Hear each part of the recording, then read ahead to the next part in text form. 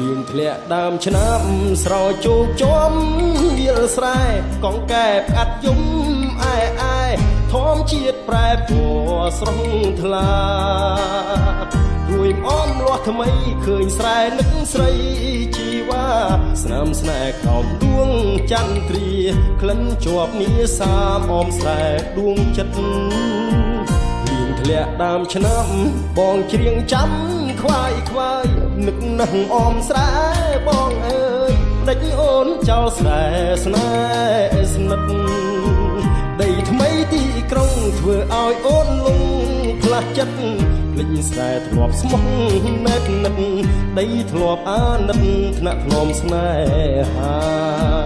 អោបេះដូងអើយទៀមជាប់តែទុកចិត្តខ្វល់មិនសុខនៅ